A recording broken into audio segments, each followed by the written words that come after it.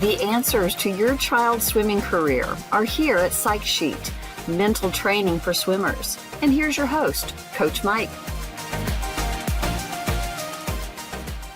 Good day, swim fans, and welcome to the Psych Sheet podcast brought to you by Heat One, the mental training program that takes good swimmers and makes them great. So pleased that you could join us today. My name is Mike Connor, and I'm thrilled that you're able to be a part of our Psych Sheet podcast. My guest today has competed most recently at the Phillips 66 National Championships in LA and is a top swimmer in the ACC and a friend from the University of Pittsburgh.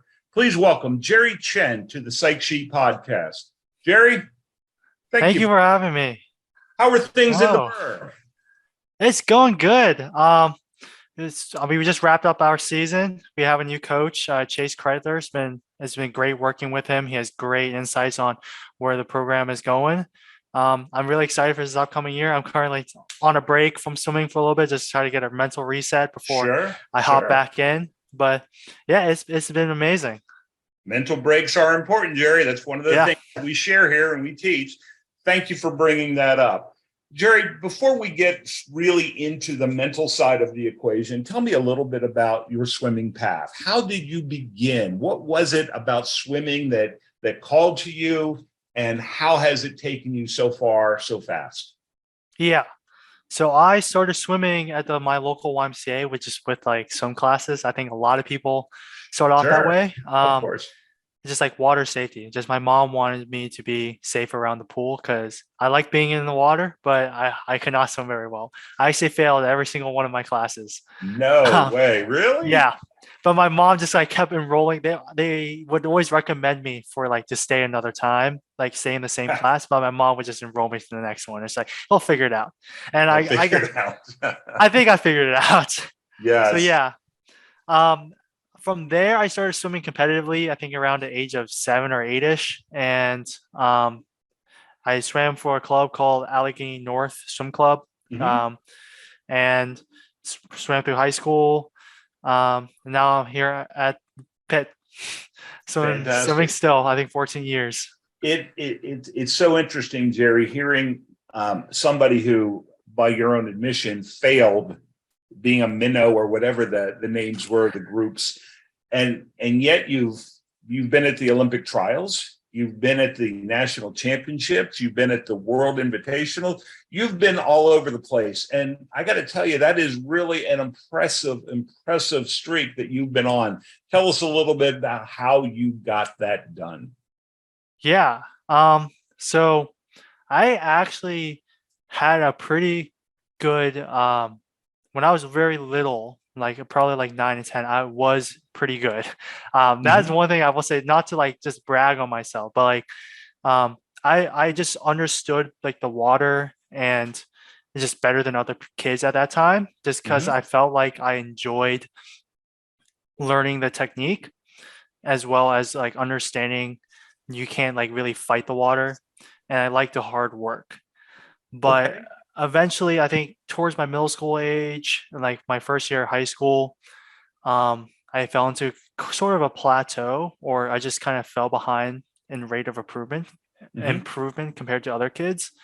So I actually considered quitting swimming, but I just loved, like just the technical aspect of swimming and understanding that, yes, I am different from other people and I had to find my own stroke, but also there are so many similarities between the top swimmers in the world, and that's what I always wanted to emulate.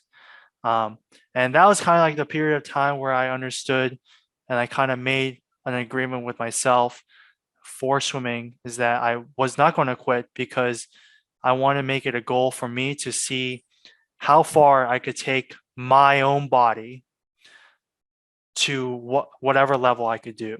I just want to see the maximum amount, the maximum ability, because I knew at that time, I was like, I'm not the most physically talented. I was like, I think I was, when I made that plan with myself, I think I was like only 5'2". Like I was like 100 pounds in freshman year of high school. So I knew like, okay, like I'm not going to say never, but chances are I'm not going to be like a world champion, but I want to see how far I could take this. Sure, of course, of course. That is such an interesting concept that you just shared with us. How did you, or what was it about your upbringing or your inner drive that allowed you to make those agreements with yourself to say, I'm going to work hard, I'm going to emulate some of the best in the world, I'm going to study swimming, I'm going to study breaststroke in particular, or whatever it was that you were looking at? How did you manage to do that? What was the impetus that led you down that road? Well, I think I have to thank my parents a lot for who I am, because after all, at the end of the day, they did ingrain a lot of who I am, my core values.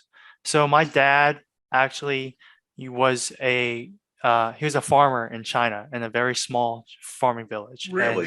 And he was able to basically study his way out of China into America, into universities, and be able to have this life that I'm able to enjoy.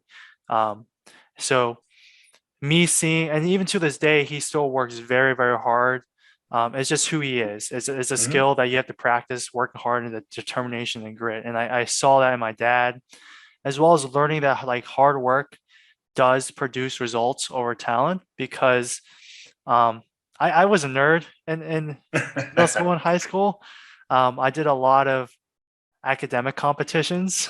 Sure. For example, like Science Bowl. And we actually ended up going to the national competition in middle school my 8th grade year. And that's when I like learned like how much hard work can take you. And if you want to be able to do like great things, like for example, at that time was going to Washington, DC on the school's dime. Yes. You got to work your butt off to get there. You can't leave any stone unturned.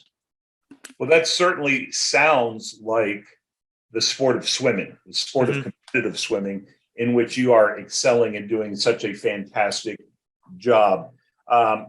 In a moment, we're going to come back, and I'm going to be asking Jerry about the way and the manner that he approached his recent performance at the Phillips 66 National Championship in California just a few weeks ago. We'll be back in just a minute. If you have a competitive swimmer in your family, you might choose to enroll them in Heat 1, our initial mental training program for swimmers. Heat 1 is a 6-week program delivered over approximately 3 months via Zoom, where swimmers and their parents can learn more about goal setting, mindfulness, flow, relaxation, and confidence. By developing these areas, swimmers will observe a quantum leap forward in their training process and execution at swim meets. Go to psychsheet.com and sign up for Heat 1, your initial mental training program for swimmers. We'll see you at the pool and on the award stand.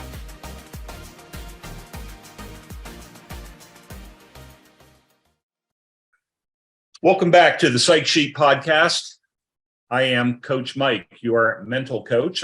I'm here with Jerry Chen. Jerry is what is the terminology, Jerry? Are you a rising senior with a bonus year, or what is it with the NCAA this year? How do you classify yourself? Yeah, I'm just going to say I'm a rising senior. I'm going to my senior year at Pitt. Yeah. And then with the potential of that 5th year. Got it. In 2 years. Good for you. Fantastic. Good for you. And while we're talking about Pitt, tell me a little bit about your current University of Pittsburgh team. I know that you have a new coach, and how is the transition going? You are sort of like right in the middle of that transition. You spend a few years with one coach, and now you've got a new coach. How's the transition going? Yeah, transition has been going great.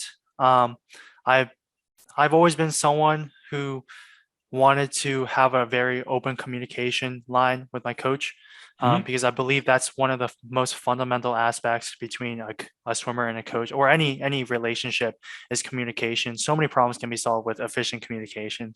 Yeah. So that transition because of that has made the transition a lot easier, because I've been able to voice kind of like what I've done in the past, what has worked for me, what hasn't worked for me. as well as the coach being able to, if you guys don't know, Chase Kreitler, he came from Cal and recently won a national championship. So very big hire You by got Pitt. one of the best ones there, Jerry. Exactly. One of the best ones. Exactly. But he can also very easily outline his expectations for me, my events, for the team culture. So that's what has made the transitions just so easy. I've also always just saw the practices just like they're just practices, right? I just you gotta go do the same thing in and out. You just gotta work your butt off, think about what you're doing.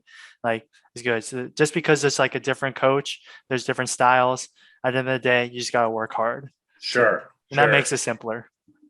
I heard that Ryan Murphy said that Chase was his primary coach, and he had some ungodly workouts that Ryan had to go through to get to world champion and Olympic champion and all of the accolades that he's earned. Are you seeing the same thing? Oh yeah, for sure. I think already Chase has seen some things in me that he believes that I can do. He thinks there's a lot of potential still, even at me going to my last 2 years of swimming.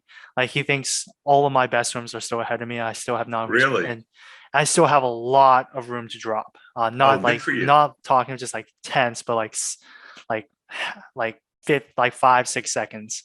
Wow, some good events. for you. It just comes down to kind of like what you said, that championship training style that I won't say anything like bad about like the previous program. It's just like just a different new style Of course. that could work better. Just like targeting a few things that now that a fresh eye can see in some of my races. For example, the end of my 200 breaststroke, my legs start to lose my distance per kick. And that was something I didn't really work on a ton before. And I'm excited to really hone in on that weakness. Good for you. Good for you. I teased our audience moments ago about talking to you about the Phillips 66 National Championship out in California a few weeks ago. Tell me a little bit about what that whole experience was like for you, especially since you admittedly had trouble getting out of swim lessons, and now you were at the Phillips 66 National Championship meet. Help me understand how you grew from point A to point B, because that's quite a distance, Jerry. Yeah. So it's just been, I think a lot of my improvements has been due to just wanting to be a student of the sport. Okay. I remember, especially in high school and in freshman, when I really started improving. And I think part of that was also my height, but like my technique as well, and understanding the feel of the water and how to move my body, was just paying attention to those little details. Sure. Like there were a ton of nights before I would go to bed where I would just kind of just watch like world championship races, Olympic races, like really? just watching how people swam. And then the next day I would go to practice and try to feel what I saw in those practices. Like try to almost like pretend that I'm dumb in a way and just swim like them. And obviously people are different, and not everybody's stroke. There's not one stroke for every stroke. Everybody has their different biological differences, but it's just that fine tuning. It's like, oh, this part kind of felt good, I want to keep that. Other times like doesn't really work for me. Maybe it's not something I should emulate in a way. Sure. Jerry, let me ask you a little bit about what you learned. I think we were talking earlier about the 200 breaststroke at the Phillips 66 National Championship. You told me that there's something that you learn in every race, and then you take that into the pool for practice, and you do whatever tweaks that you do or whatever you're feeling. How did all that work? What were those things that you noticed about your stroke, and how can it make you faster next year? Yeah. So I see every race as kind of like that learning opportunity. and as you mentioned, like for my races at nationals, there's a lot of things I'm working on and trying to figure out long course, even though I have been Mhm. swimming for 14 years with Yeah, summers long sure. course. Like all this like strategy, like it Mhm. feels like I just started swimming almost in a Okay, way. gotcha. Um, so taking that back into the pool and just knowing that it's those little steps at a time, right? Yeah, You're not going to come out the gate with a perfect race right away, and as if there's a thing you could ever do a perfect race. There's always going to be Mhm. something you can work on, but there's that you're inching your way to that perfect race. I'll keep talking about my 200 breaststroke because that was one Sure. I wanted. I had big goals this summer that I didn't achieve, but and I see there's a lot of room. Um, it's just taking that last thing, right? That kick. Okay, Mhm. I gotta really pound the yardage on that because long course two breasts, like you gotta have like fit legs to be able to finish that Yeah, last 50 well. So, and me looking back is like, okay, that's something that I didn't do a ton of, and I can add on.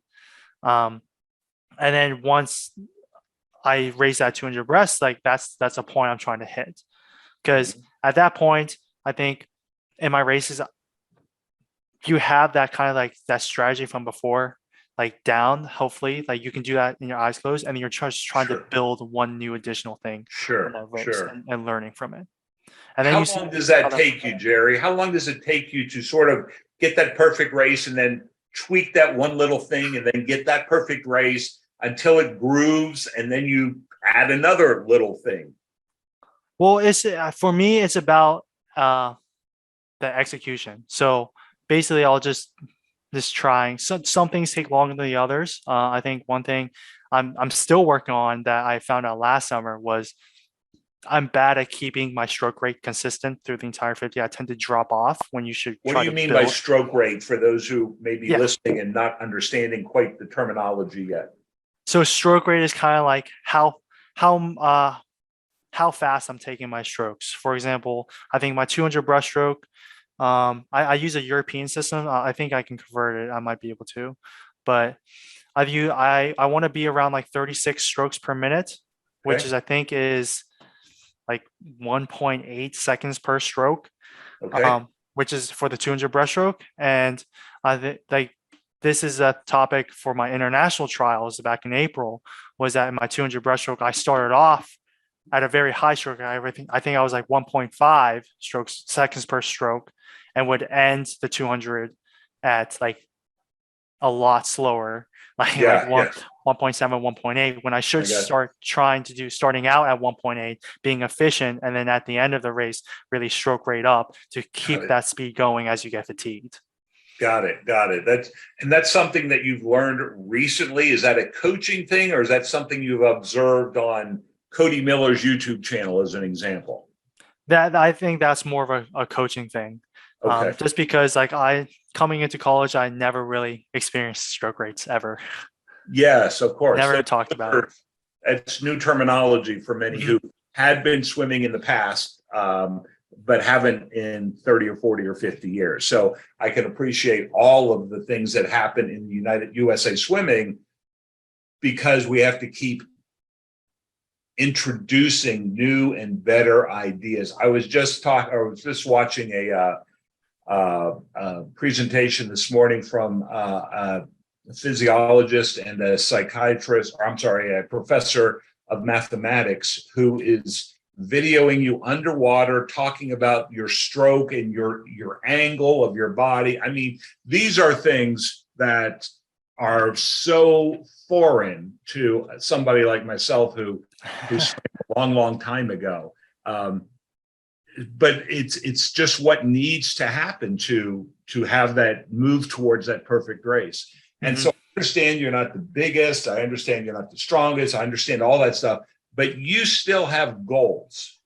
You have goals that you have set. Sometimes you make it, sometimes you don't, but your goals propel you to interesting levels of performance, and you perform in practice and you perform in the meet. Tell me the difference between what practice preparation is like and how that translates to ACC finals preparation? So this is actually something I can work on, like mentally between practice and meets. So I'm very good in practice. I hit times that like out of this world, like definitely should or a lot better than what I am doing in meets. Okay. So I kind of approach. I love training. I'll say it right here. Like it's almost to a point where I like practices more than meets, which can be a problem because I love just pushing myself to that Appreciate your limit. honesty. Yes. Yeah, Yes. it's not a great thing, but I just love like pushing myself. And for me, I can tell like at meets the pressure is a lot higher because and I get more nervous and excited to Okay. race. And that's Okay. that's something I'm working on because um I do the right stuff in practices. I prepare well. I just need to remember that to keep my confidence high. But Got it. anyways, like practice performances, how I approach them is just kind of like it's more experimental. There's not as much on the line, which Okay. these are the things that probably factor into like that nerves before a meet. Got it. It's just you can afford to make a mistake and it'll still turn out okay. And sometimes at a meet, I sometimes think to myself like this is it. Like you gotta have it down. And again, I forget all the hard work I put in practices. Absolutely. I don't know if that answered the question. I apologize. Yeah, you did.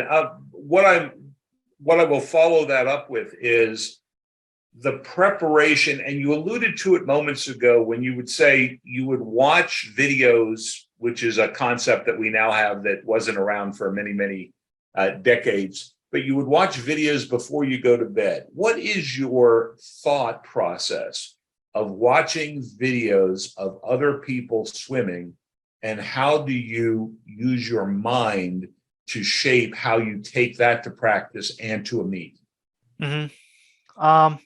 So I would watch a video and then I kind of like almost visualize it myself as well as like visualizing what it would feel like. Not just like with the water rushing, but like how would it feel to move in that way?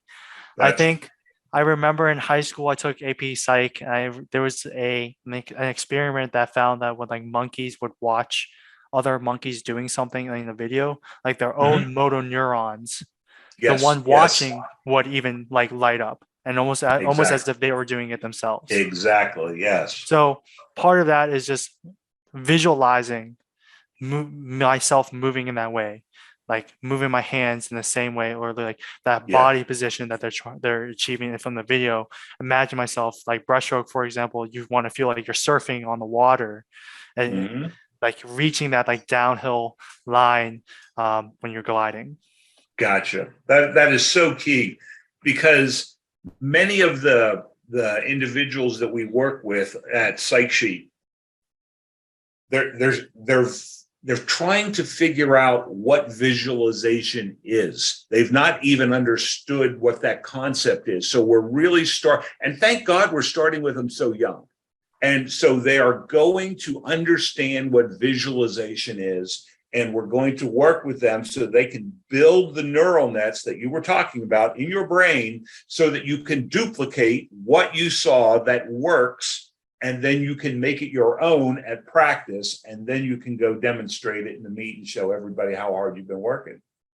Exactly. And I'll be the first to admit, like even some like the best athletes, like visualization is always something you can work on. It's like a muscle.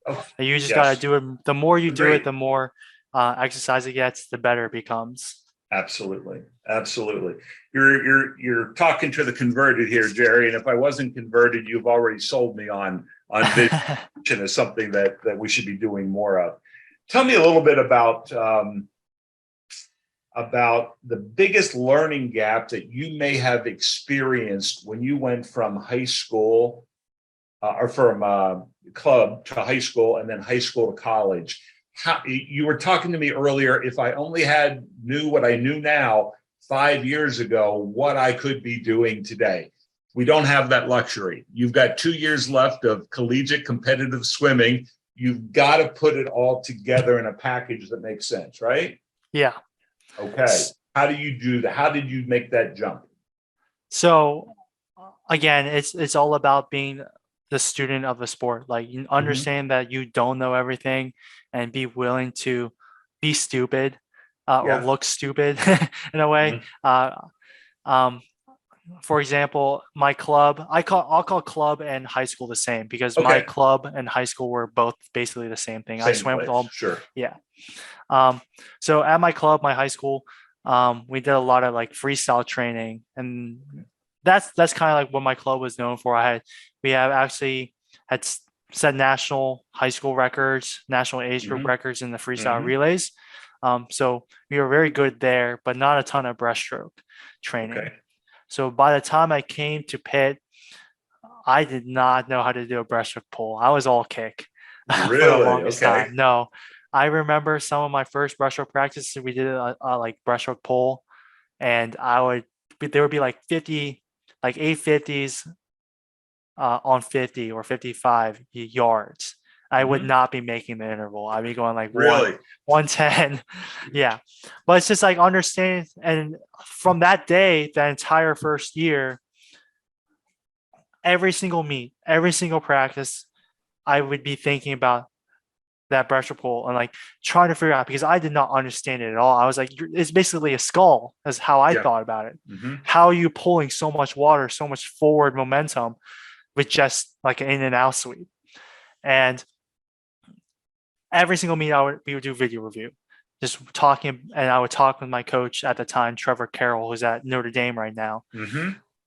Um, just like, is it like the position of my hands? Is it like, do I need to have my elbows higher, or like, do I need to angle my hands a certain way? Sure. And Sure. eventually, just like through that kind of like brute force, and there's no shortcuts to it. Like you No. just gotta experiment and understand what happens. Like I'm a ton better now. I can do probably 850s Good. on like 45 pull like I'm easily. sure you can, So Jerry. I'm sure you can. There's a reason why you are a Olympic trial and a national champion kind of participant. You've done fantastic. We're going to come back and we're going to talk just a few more minutes about you, University of Pittsburgh, your stroke, and the mental stuff that you bring to the game. Okay? We'll be back in just a moment. Thank you for being here. If you have a competitive swimmer in your family, you might choose to enroll them in Heat 1, our initial mental training program for swimmers. Heat 1 is a 6-week program delivered over approximately 3 months via Zoom, where swimmers and their parents can learn more about goal setting, mindfulness, flow, relaxation, and confidence. By developing these areas, swimmers will observe a quantum leap forward in their training process and execution at swim meets. Go to psychsheet.com and sign up for Heat 1, your initial mental training program for swimmers.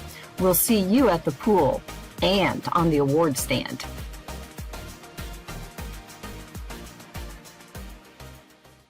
Jerry, when it comes to having a great race, what are the components that make up that great race? There are so many moving parts.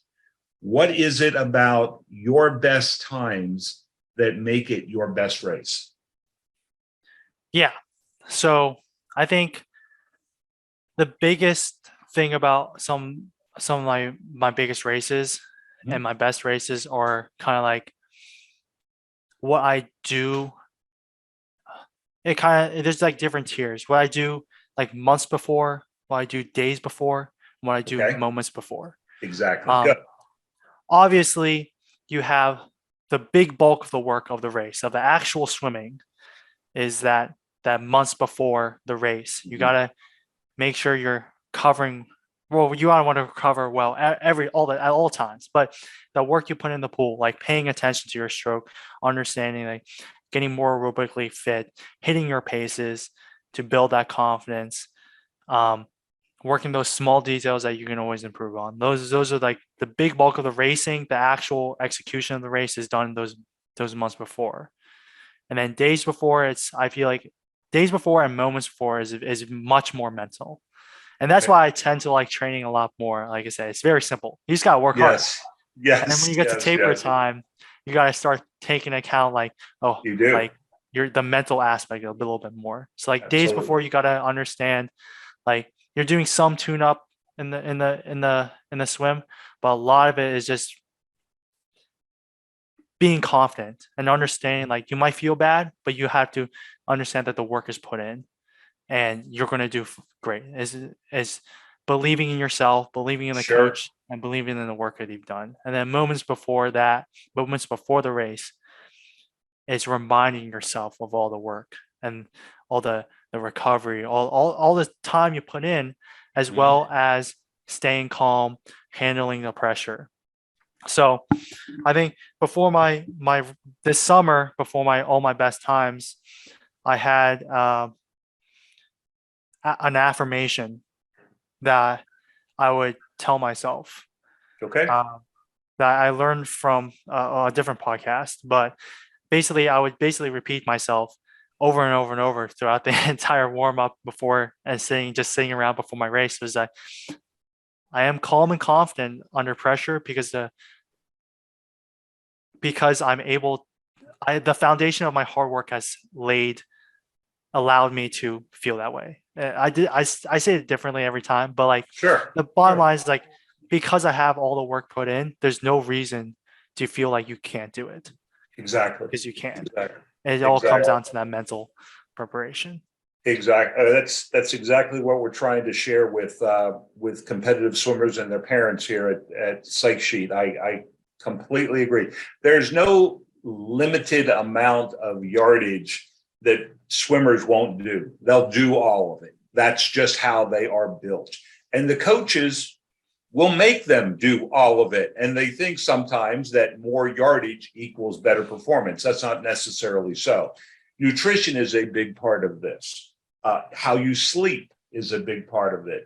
All of the aspects of life go into your swimming performance. And if you can get the mental aspect that we teach here in Heat One and at Psych Sheet, you have those opportunities to not only do it in the pool, but you can do it in school. You can do it in the musical instrument. You can do it in so many different ways. It has application in so many ways that can enhance everything that you do in grade school, high school, and of course in college and beyond. Jerry, as we finish up with this interview here with Psych Sheet, our podcast, I wanted to thank you for being a part of this and sharing the mental aspects of what you're doing. Affirmations is such a big deal. If you can get the neural nets in your brain running through the affirmations, reminding you how hard you have worked, you have nothing to concern yourself with. You just have to go do the race. What's that like when you just go do your perfect race? When you do your best time, what does that feel like? It feels great. Yeah. I love, it's one of the best things to look up on the board and see that you just Yeah. swam faster than you ever have in Ever. your entire life.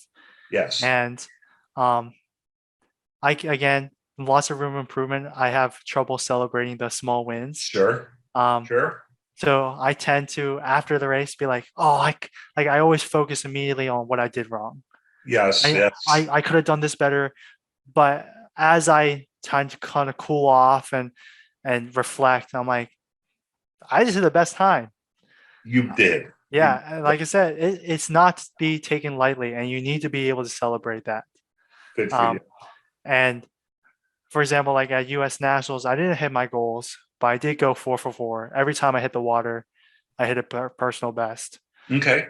And heading out of the pool each session after each race, I'll be like, I can't wait to get back in the water and improve those times, because I know I'm better than that. I know I can be 212 instead of 216.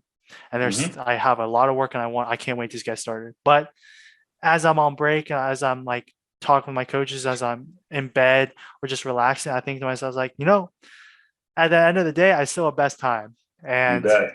And you got to be happy with that, regardless of how it happened or how you execute it and how many small problems there are. Like, you want the best time after doing international trials, one day off, getting a new coach, and then going again. So always remember context is also a thing I always like to tell people who also have a similar problem. If you don't perform how you like, you also have to take in context. Maybe you didn't have a great training season because you got sick a ton, or maybe you were really nervous. So being able to do next time, if you can handle that, you'll be a lot better. Sure. And one of the things that we will do in the Psych Sheet curriculum is deal with the anxiety and the nerves. That's something we will be teaching these young swimmers all about so that they can handle it bigger, better, faster. In fact, Jerry, I'll invite you to that class since you brought up today that nerves and anxiety are part of your challenges as you want to keep moving, right? So I would love to attend. We're going to get you squared away on that. And thank you so much for spending some time with us today. Jerry Chen from the University of Pittsburgh. Jerry, we appreciate you. Thank you for your contribution to Psych Sheet and for all the many, many kids that you are going to be assisting in their growth and their development. And we'll be following you at the ACC tips this year, Jerry. You know we will. Thank you. It's an honor to be on this. There's so many things about Psych Sheet that I wish I knew when I was younger. I wish I learned that would have helped me so much. And I can't wait to share more. I have so many things I want to keep talking about. I could talk swimming all day. So hopefully I can be on here again. You can talk swimming all day, Jerry. Have you back so that you're going to have as much of an opportunity to talk swimming as necessary.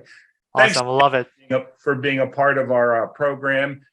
We'll be back in touch with everybody with more information. You can go to psychsheet.com, sign up your child for Heat 1, our initial training program. And when we're done with that, we're going to go to Heat 2, Heat 3, and Heat 4. We've got 4 training systems based on age group, and we language it so that those individuals can understand what it is we're trying to go do. And when we do that, great things happen, right? Absolutely great things happen. Jerry, thank you so much for being a part of this effort. We appreciate it.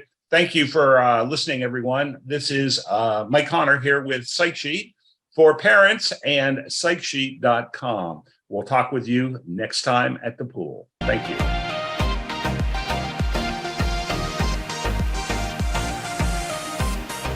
This has been the Psych Sheet Podcast, brought to you by Heat 1, the initial mental training program for your child.